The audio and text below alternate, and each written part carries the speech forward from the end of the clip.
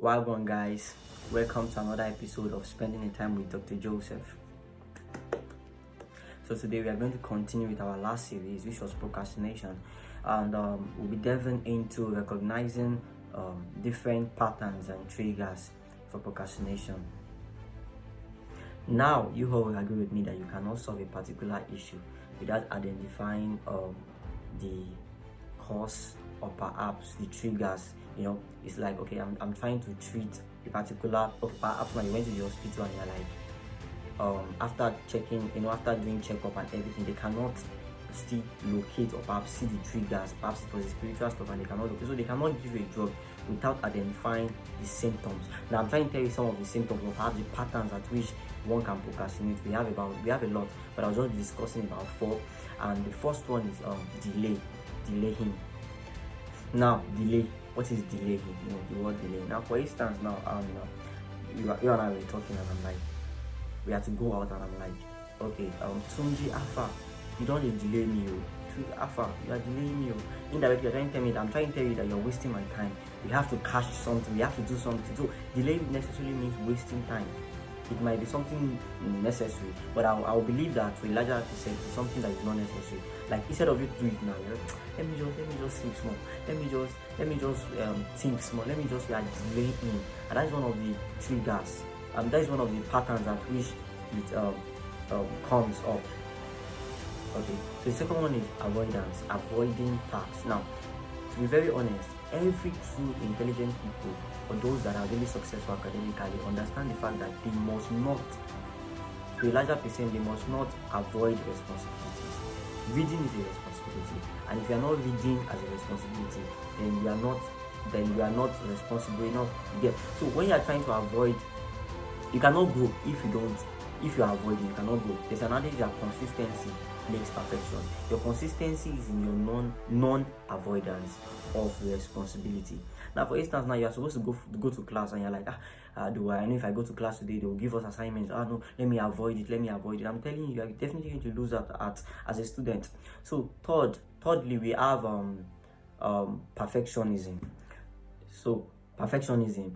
Personally, I've met people that have this kind of mindset that if you want to do something, they should do it well. So you're like, this kind of course, how am I going to do it? I don't think I can be perfect. I don't think I can be perfect reading this kind of stuff. See, as a student, you don't need to be perfect. Before you venture into anything. You don't need to be like perfect. There's certain times I go to exam, I'll just read 80% of what I know. You understand? Now, for instance, when I was secondary school, I had like about, we should do maths, physics, biology, chemistry, and English, especially those 5 core subjects. I don't like English and chemistry, to be very honest. And I've never had A before, but at least I used to have good grades. I had like B. Even when I was seeing as an undergraduate student, 100 level time, English and CHM, I never. But you see the remaining one, I know that I was good. So indirectly, I'm just trying to tell you that, okay, for instance, if I'm like putting my effort on the fact that, oh God, I cannot be perfect, or I don't like this course, I should not read it. I'm telling you, we definitely have a slack or a setback.